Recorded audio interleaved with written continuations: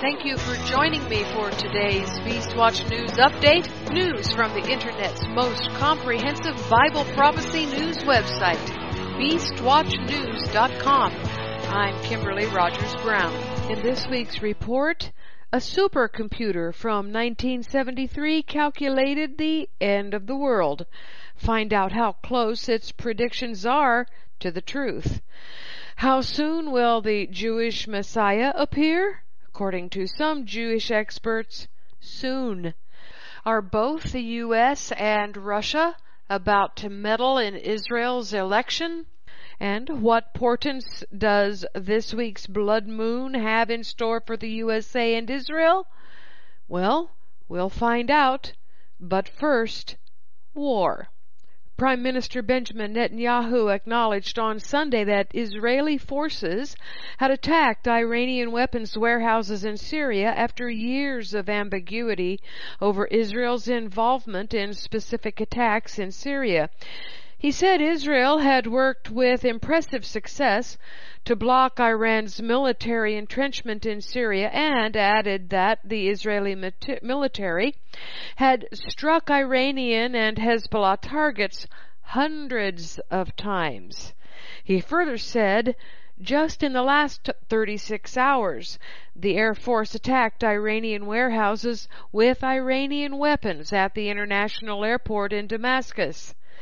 The rare admission came just hours after the Israeli military announced that it had exposed the sixth and final tunnel under its border with Lebanon, which it says the Iranian-backed organization Hezbollah dug, wrapping up a 6-week operation to seal the cross-border tunnels. By lifting the veil on its campaign to curb Iranian influence in the region, as well as Tehran's efforts to upgrade the capabilities of Hezbollah in Lebanon, the Israeli government appeared to be trying to convey confidence that the threats from across its northern frontiers were under control. Netanyahu's admission really conveys, first, a false bravado that betrays nervousness over Israel's new untenable position as the U.S. leaves Israel almost defenseless, and second, a public airing of security achievements for Netanyahu's re-election campaign that comes under a cloud of corruption investigations. Netanyahu is serving as defense minister and foreign minister in addition to being prime minister. In his defense minister role, he appears to be flaunting Israel's determination to not be deterred from acting in Syria against Russia's sophisticated S-300 ground-to-air missile system. However, Netanyahu turned the defense minister over to Lieutenant General Aviv Kochavi this past Tuesday. Syrian media reportedly said on Saturday that Israel warplanes had launched another round of missiles toward the outskirts of Damascus shortly before midnight on Friday, causing material damage to the ammunition warehouses at Damascus International Airport. Netanyahu's opponents have accused him of over-dramatizing the Hezbollah anti-tunnel operation and of fear-mongering to distract the public's attention after the Israeli police recommended that Mr. Netanyahu be indicted on bribery, fraud, and other charges in a third corruption case against him. Additionally, his continued attacks against Iran and Syria is designed to make him appear as a formidable leader of an invincible Israel. Netanyahu's nervousness over his scandal-ridden administration and the U.S. pullout from Syria was underscored by former NSA Yaakov Amidror's warning that the U.S. pullout from Syria endangers the Kurds, empowers Turkey, and sends troubling messages to American allies. The decision of the Americans to pull out means that the whole Kurdish area will be under threat from Turkey, General Amidror explained. And the question is it good for the Middle East or is it bad for the Middle East? The more the Turks will be inside Syria, the less willing Assad will be to get rid of or to contain or to limit the Iranians, because it is a balance between these forces, and we don't know what the reaction of the Russians will be. He added that the withdrawal will likely throw off U.S. allies who are not prepared to be left on their own. It's very bad for allies who cannot defend themselves, he said. Israel is in a unique situation because we decided in 48 that Israel would build its capability to defend itself by itself. Other allies who did not make this decision or cannot make this decision or found themselves in a different situation, like the Kurds and some Arab countries, they are hesitating and they don't know how to react to this situation. General Amador sees Iran as the key reason behind many of the challenges facing the region. This includes the threat posed by Hezbollah, an Iranian proxy, on Israel's borders with Lebanon and Syria.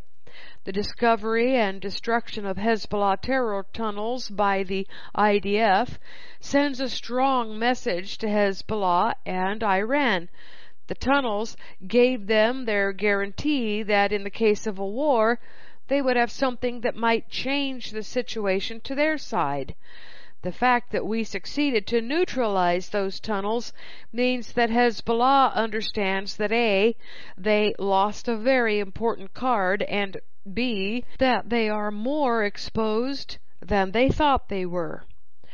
And if Iran doesn't want Hezbollah being exposed, Iran must just do something about it, like move IRGC troops into southern Lebanon, where they will then be in position to attack Israel's border.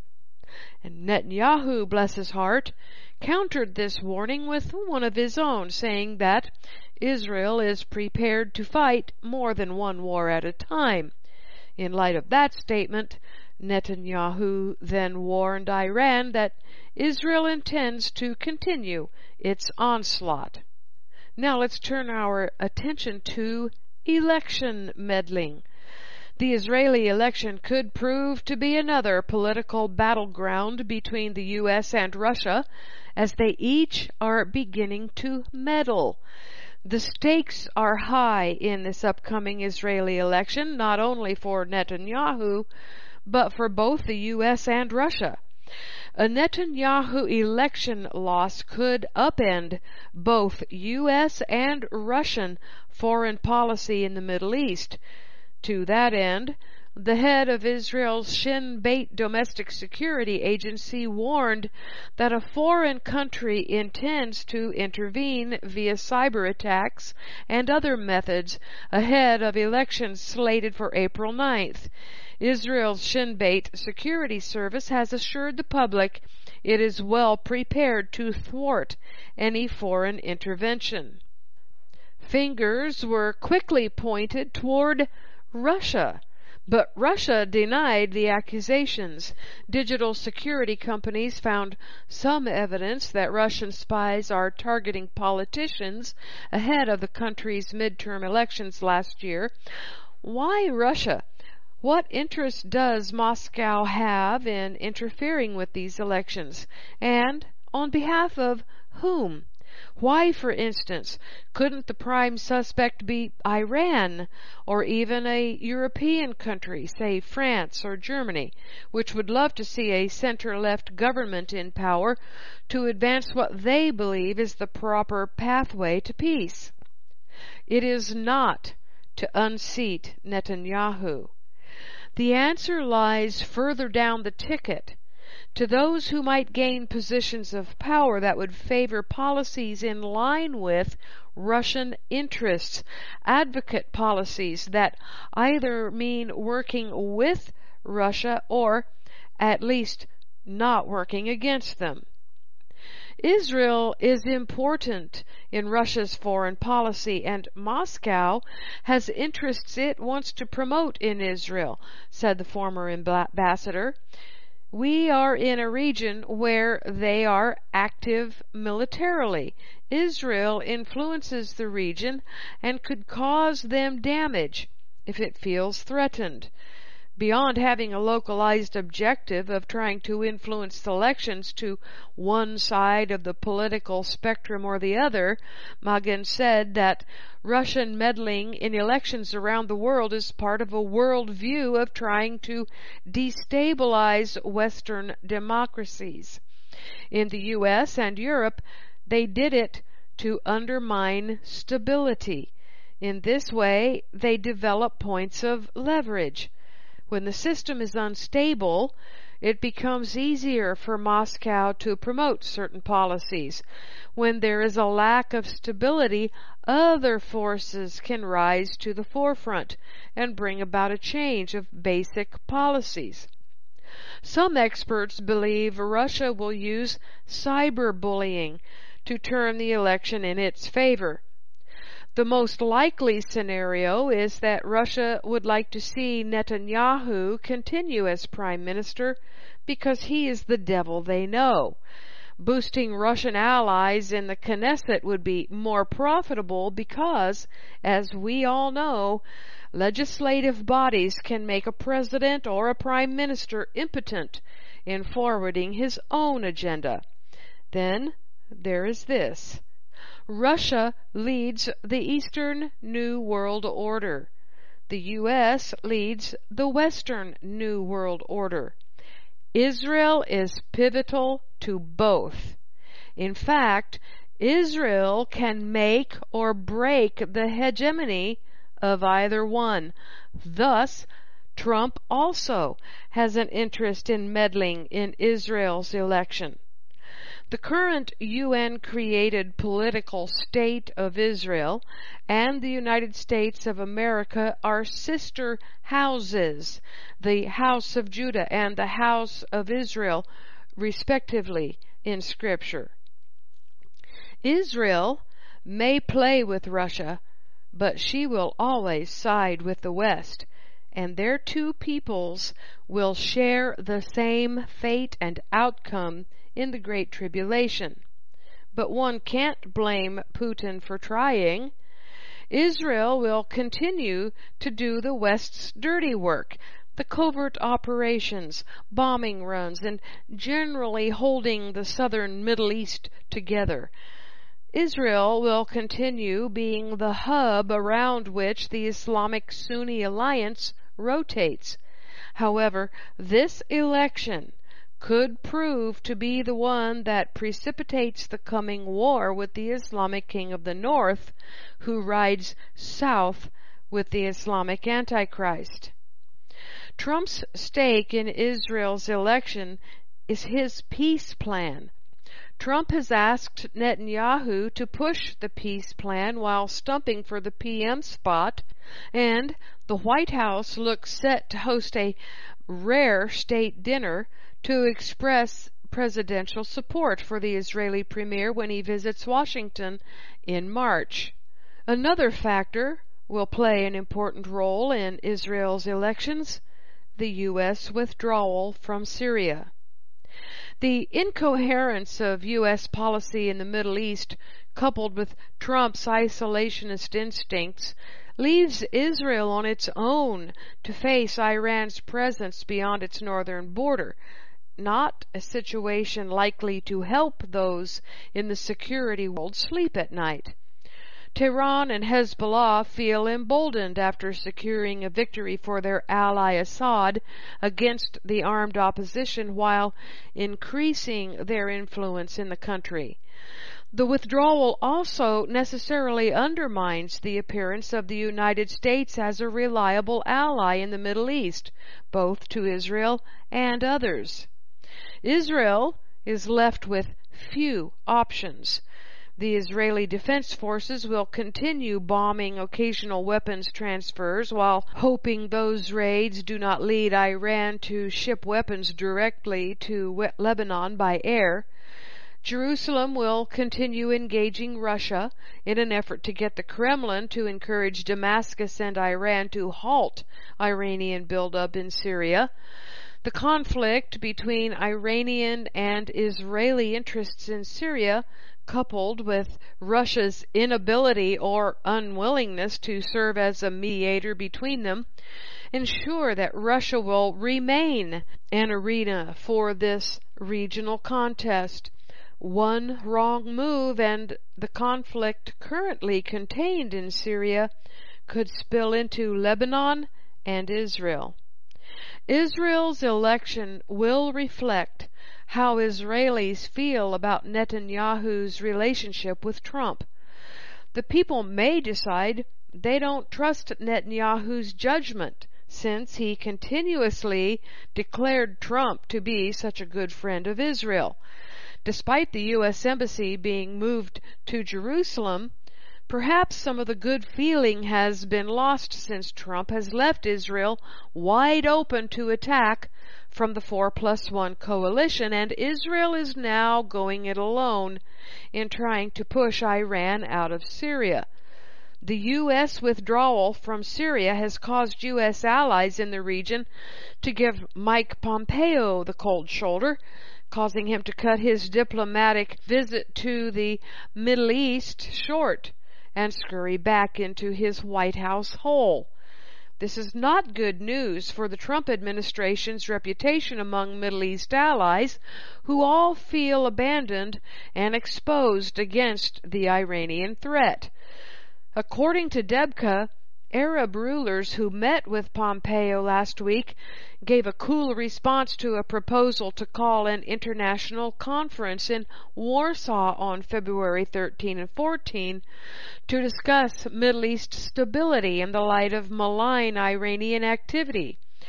Arab sources commented that the last thing needed for an effective challenge to Iran was another international conference.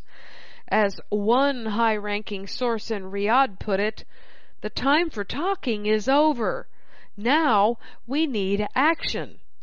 This situation may have weakened the U.S. among its Arab allies, but it might actually continue to push the Islamic Sunni nations together with Israel. Such alliances would be seen by the 4+1 coalition as an increasing threat against the Shiites of Iran, Iraq, Syria, and Hezbollah. Now, let's review the upcoming blood moon so I can give you a few ideas to think about. This blood moon is the incredible coincidence of Trump's second presidency anniversary and the fact that he was born on a blood moon on June 14, 1946, 700 days before Israel became a nation on May 14, 1948. Trump moved the U.S. Embassy to Jerusalem and dedicated it on May 14, 2018, exactly 70 years later.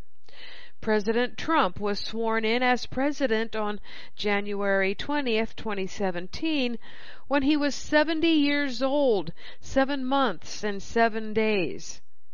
We just had the longest blood moon of the century in this year of 2018 back on July 27th, when it was directly over Jerusalem.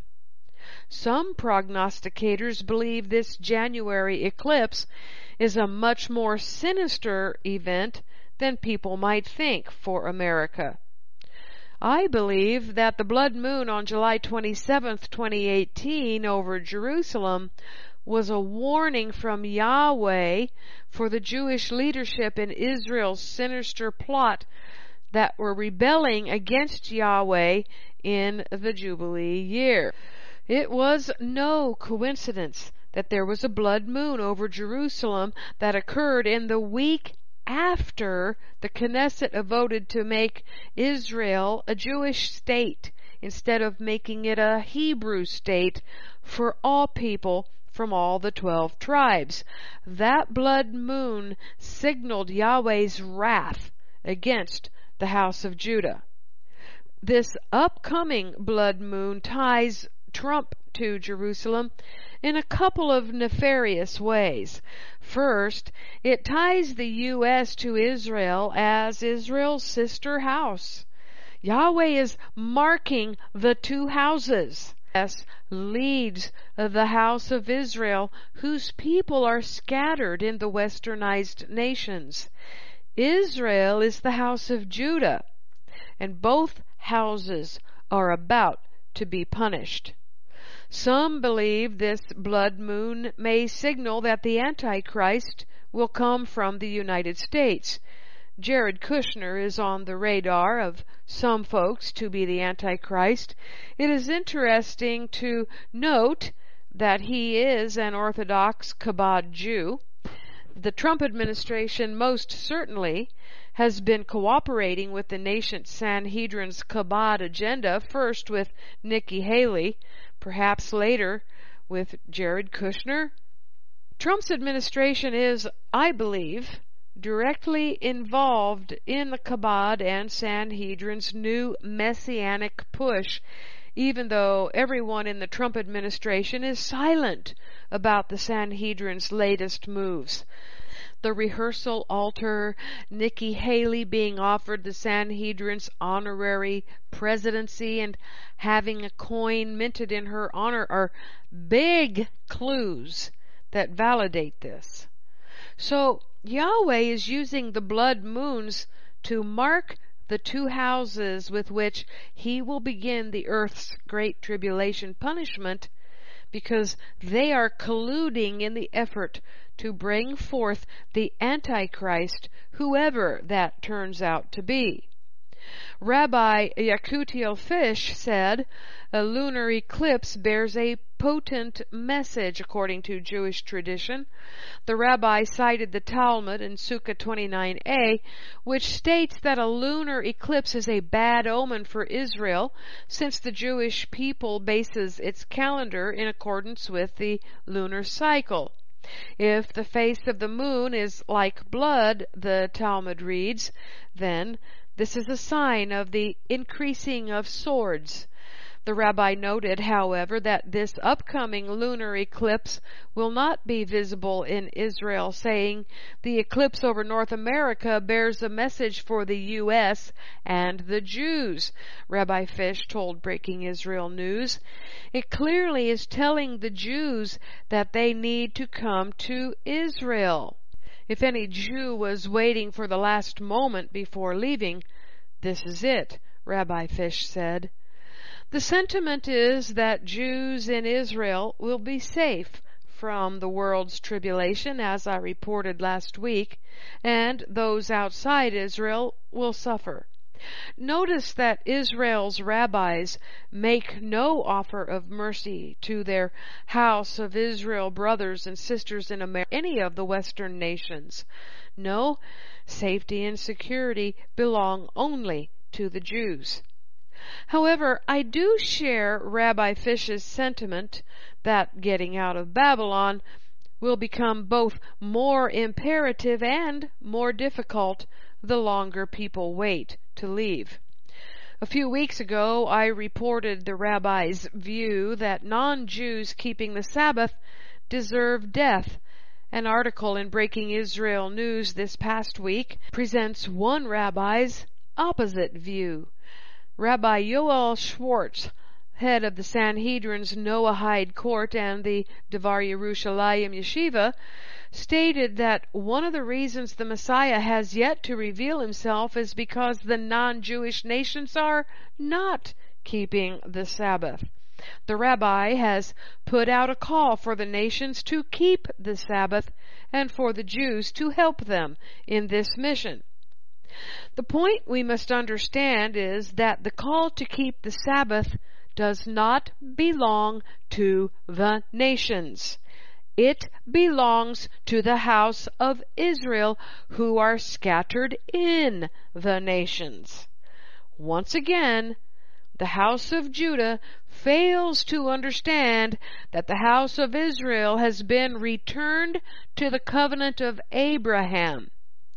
This is because they reject the Messiah, Yeshua, who died to fulfill the promise of the Genesis 15 covenant of the pieces, which was that the one who breaks the covenant must die. Yeshua walked through those pieces on behalf of the descendants of Abraham. So it became necessary for him to die in order to bring us back into the Abrahamic fold. The Jews can't see us because they reject Yeshua, and they can't see Yeshua because they reject us. They are truly in a very sad catch-22 that only Yahweh can stop. In the meantime, I believe we should stop trying to get them to see us, because Yahweh still has us in hiding for a purpose. What is the purpose? The bride is always kept safely inside her chamber until the groom comes to get her. Stay hidden, people. Stay tuned. I'll be right back after these messages. Thank you for listening to the Jerusalem Report on Beast Watch News.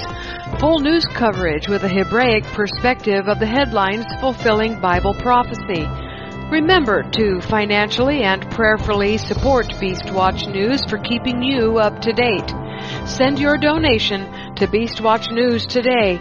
It takes money to operate this ministry, and your help is much appreciated. Each year at Passover, you say, "Next year in Jerusalem." Well, this is the year. Join Ani Yosef for 13 glorious days in and around Jerusalem, beginning with 4 days of service to the land, followed by Passover and a week of touring in Jerusalem. For just $825, get lodging and 2 meals per day while staying in a Jewish community with other Hebrews from all over the world. Go to aniyosef.com for details. That is ANIYOSEF.com. Join us this year in Jerusalem. Welcome back. Now, here is an interesting article from Breaking Israel News. This article by Dr. Rivka Lambert-Adler introduces a Jewish online program that teaches the universal message of having faith in God. The Emunah Project, founded by Rabbi Dror Kasuto, speaks about the role of the nations when it comes to the end of days. We know about the Geula, that it will be the redemption of the whole world, not only the redemption of Israel. The third temple will be called a house of prayer for all nations. Everyone will come to bow to Hashem, he explained. For my house shall be called a house of prayer for all peoples, Isaiah 56:7. What does he see, she asks, as the role of the Jewish people at that time? We will serve in the temple to guide the world how to serve Hashem, he said. Okay, here is where we run into scriptural problems with Judaism. The Jewish people will have nothing to do with running the temple. It will be the Levites from the line of Aaron, who are now absorbed into the house of Judah and called Jews, who will run the temple. Nowhere does Scripture say the house of Judah, the Jews, are or ever will be in charge of the temple. That said, Kasuto elaborated on how things will play out at the end of days regarding the Jews and people from the nations.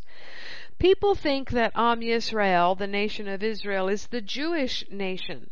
The truth is, the real Am Yisrael has been divided into 2 kingships, Yehuda, the Jews, and Yisrael, which includes the 10 lost tribes.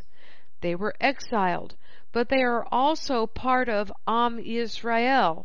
We lost track of most of them. There are hundreds of millions of people lost in the world. We don't know who they are, but they are out there. They have been blended throughout the nations.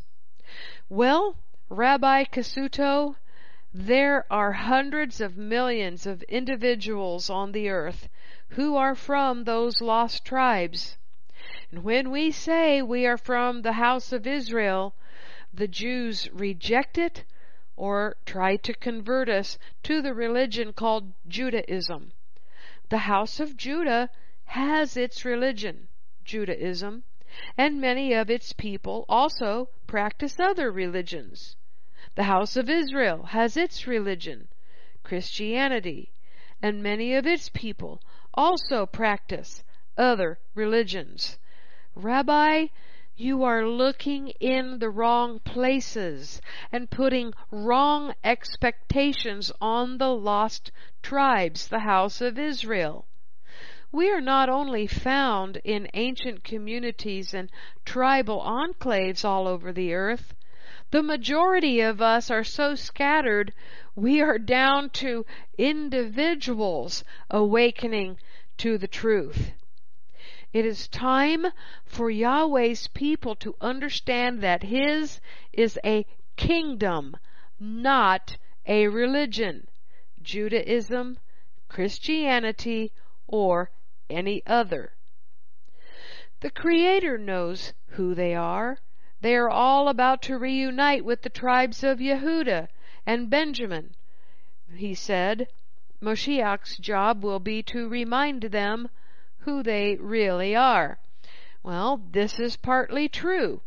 Rabbi Kasuto just happens to leave out Levi and Simeon when recounting which tribes are with the house of Judah.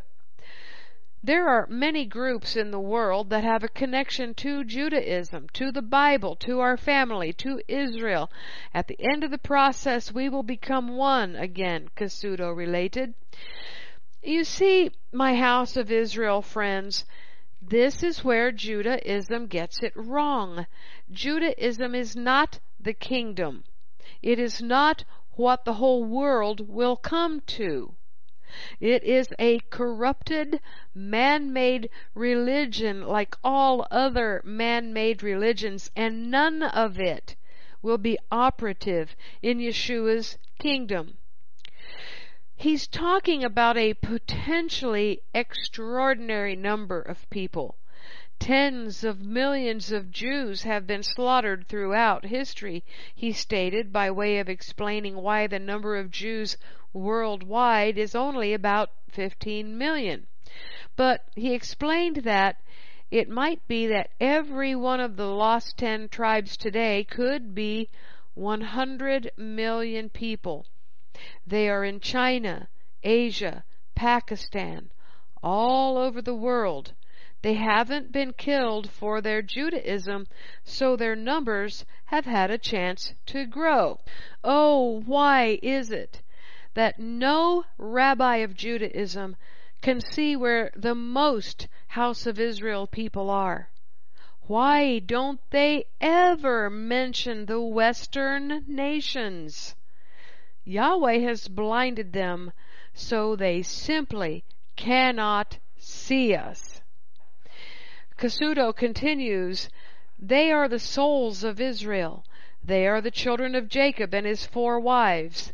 10 of the tribes are out in the world. They are not Jews. Their souls are precious to the Creator as the souls of his children. And they will all rejoin Am Yisrael at the end of days, he stated plainly.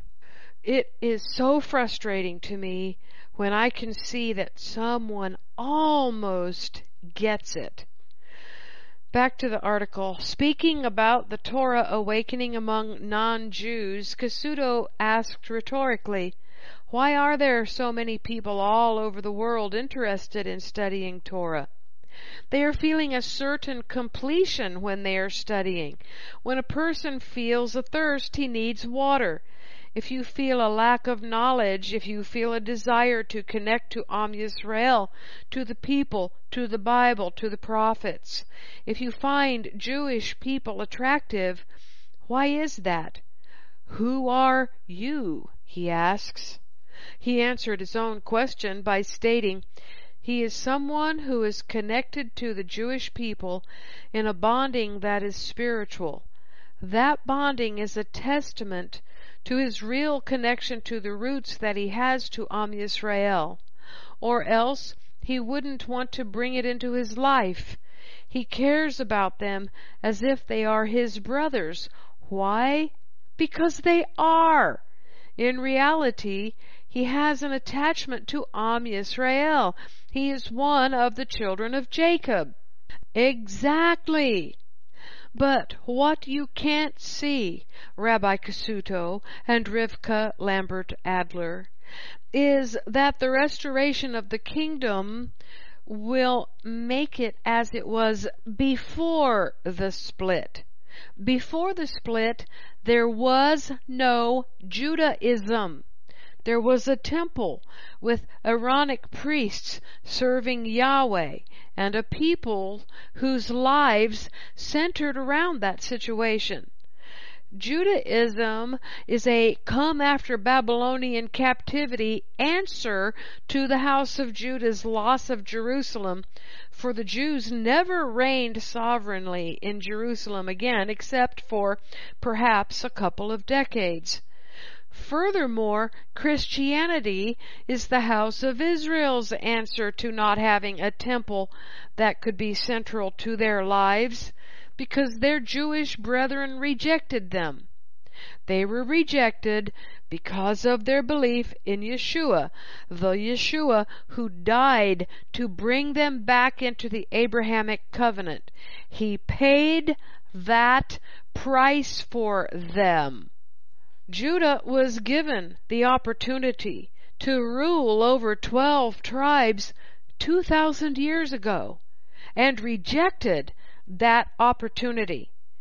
For that awful mistake, the Jews have suffered and suffered and suffered, yet they still reject the true house of Israel because of Yeshua. Back to the article. At the same time, Cassuto made it clear that such a desire to reconnect has its limits. It doesn't make him Jewish. The Jewish people need to provide them the free opportunity to be part of the tribes of Israel. If they want to convert to Judaism, they have to convert. Our role is to teach and to guide and explain. We don't need to be scared of them, he said. How much clearer can it be that Jews believe in order for people to be part of the whole house of Israel, they must convert to Judaism? They believe that if you're going to be saved, you need to become a Jew. And what exactly are the Jewish people supposed to be teaching those who see themselves as returning to the nation of Israel? Well, according to Cassuto, all the wide world is commanded in the 7 mitzvot of Noach, the Noahide laws. He elaborated on the fact that the 7 laws of Noah include many other laws within them, consisting of many obligations, and according to Cassuto, at a minimum, all people need to follow the 7 Noahide laws. Those who wish to can volunteer to do more. What that last statement means is that, as stated earlier in this article, lost house of Israel people can convert to Judaism. There is no other option. It is either Noahidism or Judaism. Their messages are sometimes subtle, sometimes blunt, like this one, and direct regarding their agenda. Make no mistake, there is an agenda and a conversion process just waiting for individuals from the house of Israel. Also this week, Breaking Israel News broke the news that the Holy of Holies was not where the Jews thought it was. Combining all of the archaeological hints and based on the Jewish text, Rabbi Moskoff came to the conclusion that the Holy of Holies stood to the southwest of the Dome of the Rock. Why is this important after all the fussing with the Muslims over that section of Temple Mount? Just this: if proven accurate, Moscoff's theory would permit the construction of a structure for Jewish worship without infringing on the Muslim structures currently at the site. Moscoff is working to bring his theory to the attention of Israeli politicians. A place to lay the Masonic temple's foundation stone so the Jews can build the operational altar without disturbing the Muslims any little bit. It's just so convenient, isn't it?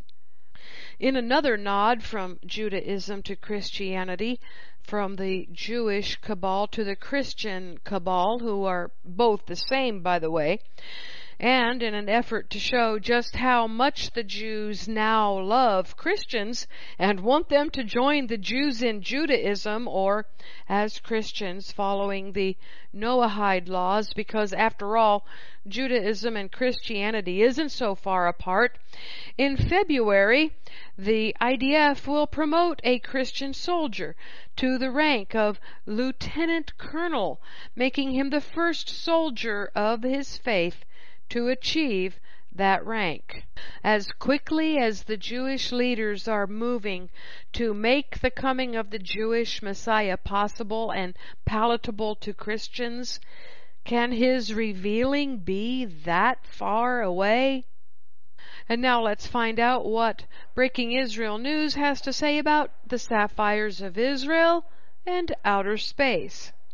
A company founded on the prophetic advice of the Chabad rabbi, I'm emphasizing that Chabad rabbi on purpose, has found a type of gemstone unique to Israel and outer space. Last week, the International Mineralogical Association recognized a new distinct mineral discovered by Shefa Yamim, the only mining company searching for precious gems in Israel.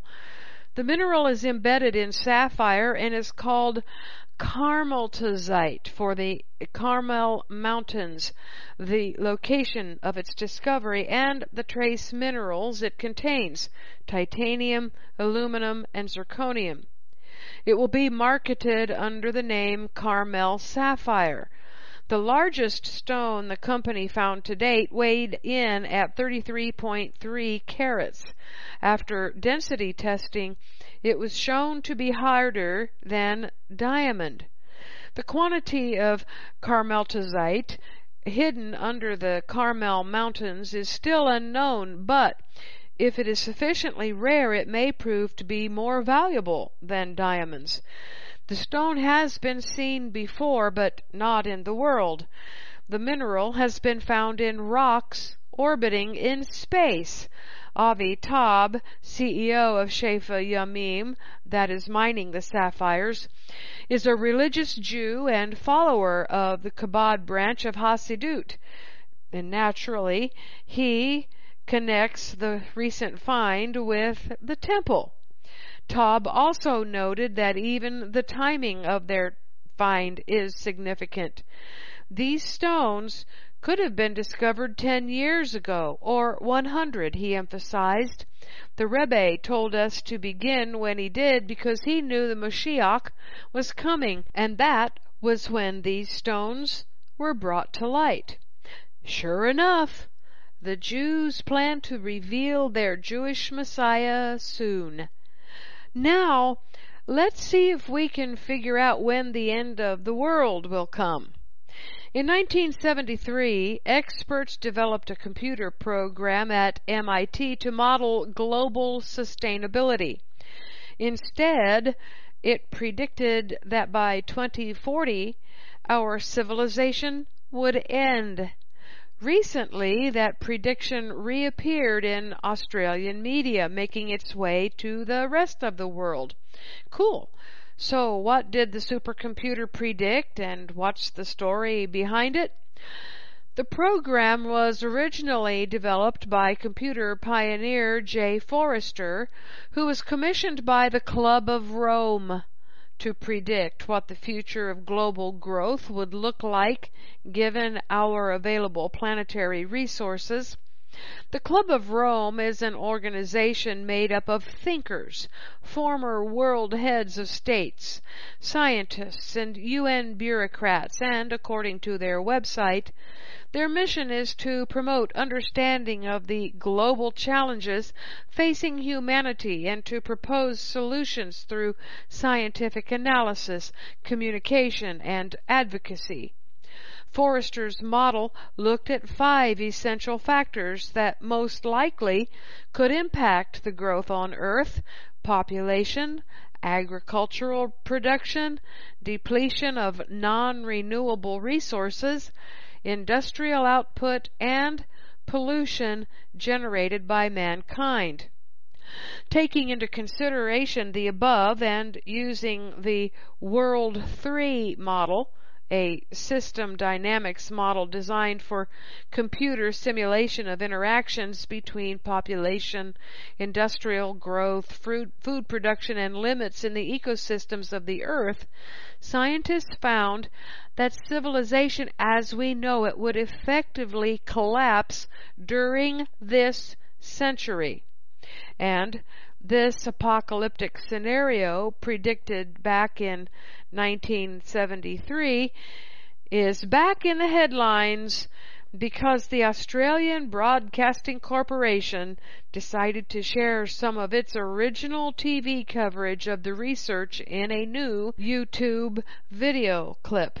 Worryingly, according to Science Alert, in the decades since the model first appeared, research has shown that many of the predictions made by this pioneering model are scarily accurate, with some arguing we can expect the early stages of global collapse to start appearing soon. Keep watching for the Jewish Messiah and the Catholics' Club of Rome collapse of the Earth.